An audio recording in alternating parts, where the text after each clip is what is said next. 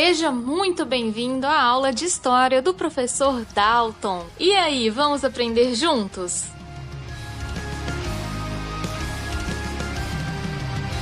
Bom dia, boa tarde, boa noite. Começando mais uma aula de História comigo, eu, querido professor Dalton. Sim, eu. Pessoal, aqueles dois recados de sempre, procure um local confortável, pegue o seu caderno, faça as suas anotações. Lembrando que elas têm que ser sobre a videoaula. Não manda texto, não manda resumo, não manda qualquer outra coisa que não seja o que eu estou explicando aqui para você. Beleza? Eu quero saber se você está entendendo o que eu estou explicando. Mandar texto não resolve. Fica o recado. E faça na forma de tópicos, porque facilita o seu estudo e facilita a minha correção. Vamos lá. Falamos aí bastante nos últimos dias sobre Idade Média, falamos sobre o Renascimento comercial, falamos sobre Renascimento, humanismo, é porque eu ia trocar o ismo, humanismo, falamos sobre as religiões mudando no mundo, mas e o mundo? O que é o mundo? Durante muitos séculos, o mundo para o homem estava limitado a Europa, África e Ásia. E agora a gente vai falar um pouquinho sobre a expansão marítima europeia. O mundo vai se tornar maior porque o homem vai começar a navegar. O grande conceito aqui que nós temos, que são as grandes navegações, foi um movimento que ocorreu na Europa a partir do século XV. O século XV começa entre 1401 até 1500, quando países europeus liderados por Portugal e Espanha se lançaram à conquista dos mares. A gente vai ter nessa fase do século XV a necessidade do homem de chegar em outros lugares distantes que não sejam através das rotas terrestres. E a única forma de se fazer isso era pelos mares. Só que o homem tinha muito medo, o homem era muito limitado. E a gente vai ver que Portugal e Espanha vão conseguir desenvolver tecnologias, conceitos para se lançar nas grandes navegações e serem os pioneiros. Portugal é um país pequenininho na Europa se comparado com muitos outros da época, mas Portugal tinha uma vantagem tanto territorial quanto de conhecimento, e a gente vai falar um pouco mais sobre isso. Por que navegar? Por que expandir? A gente tem várias causas aí. Como houve a Reforma Protestante, a Igreja Católica perdeu muitos membros. Então a gente fala da catequese aí de novos fiéis, trazer mais pessoas para a igreja, já que a igreja tinha perdido muitos fiéis. As tecnologias. A gente vai ter tecnologias que vão ser inventadas nesse período que vão permitir que as navegações se tornem mais seguras. E aí você tem a bússola, né? Bússola sempre aponta para o norte, então ele consegue dar uma localização. Astrolábio, que vai ser uma tecnologia utilizada para navegação, principalmente à noite. Você vai ter a caravela. A caravela é uma embarcação pequena, rápida, que permite que as viagens sejam feitas em um prazo menor de tempo. Essas tecnologias tornaram as viagens mais seguras, mas não significam que elas eram seguras. E o fator que motivou as grandes navegações de forma bem incisiva foram as especiarias que a gente já falou aqui. Especiarias são temperos ou condimentos ou até mesmo produtos como tecido, perfumes, que eram produzidos nas Índias e eram revendidos na Europa. Esses produtos eram muito valiosos, porém, se eles achassem uma forma de ir direto na fonte, buscar o produto e trazer o preço de lucro deles, o preço de venda, seria muito melhor. Porque naquela época, por conta das rotas terrestres, eles acabavam passando em várias regiões e isso fazia com que o preço ficasse maior. Tinha a questão dos assaltos, todos os riscos. Então as grandes navegações seriam uma forma de achar uma rota até as Índias para comprar as especiarias de forma mais barata.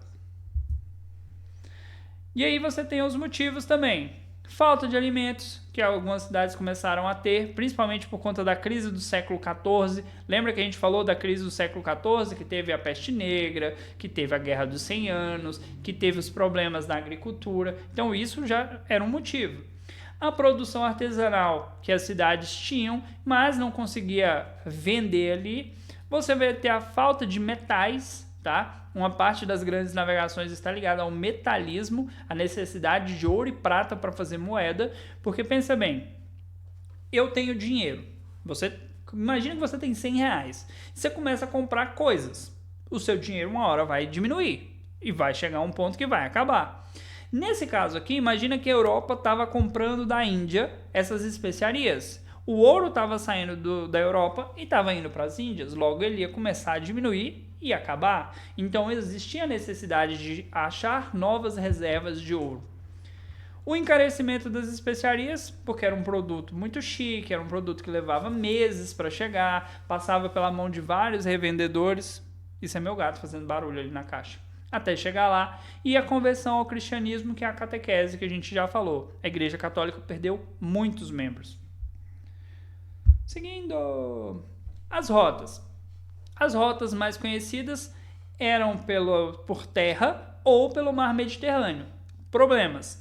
Tanto por terra quanto pelo mar Mediterrâneo, elas eram controladas pelos povos árabes. E só os comerciantes genoveses, que estavam ligados ali, né, à região de Gênova, na Itália, conseguiam comprar esses produtos. E mesmo assim o preço era alto.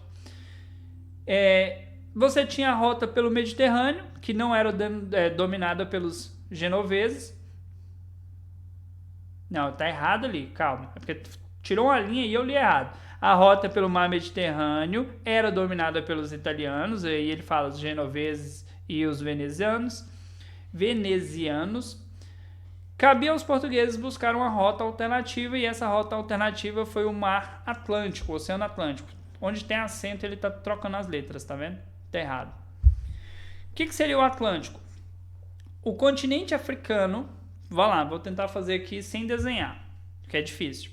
Você tem aqui em cima a Europa, abaixo da Europa você tem a África. A ideia era contornar o continente africano para chegar às Índias, que estavam aqui na Ásia e não tinham acesso direto nessa região. Esse era um grande problema. Ninguém nunca tinha feito isso. E a gente vai detalhar mais para frente. Quais eram as especiarias? Cravo da Índia. Você conhece o cravo. Vem geralmente no docinho, no beijinho. Não é gostoso, ou você encontra em doces no geral. Mas é um conservante. Pimenta do reino, que é para dar sabor à comida. Aí você fala, professor, por que tempero naquela época era algo tão valioso? Não tinha geladeira. Para você guardar a carne, você tinha que salgar. Salgou a carne, vai comer, você tem que lavar a carne para poder fazer. Lavou a carne já está com gosto ruim. Então, assim, para dar sabor à comida, eles usavam esses temperos. E aí, desde o açúcar ao sal, esses produtos não eram produtos comuns da vida das pessoas. A noz moscada, muito chique, o povo usa até hoje aí nas grandes culinárias. Você acha no mercado. E aí ele diz, eram especiarias também o gengibre, que a galera conhece bastante aí para fazer bebidas, né, questão medicinal. Canela, né, a canela também é um produto muito importante, tanto para o chá quanto para fazer doce e outras coisas.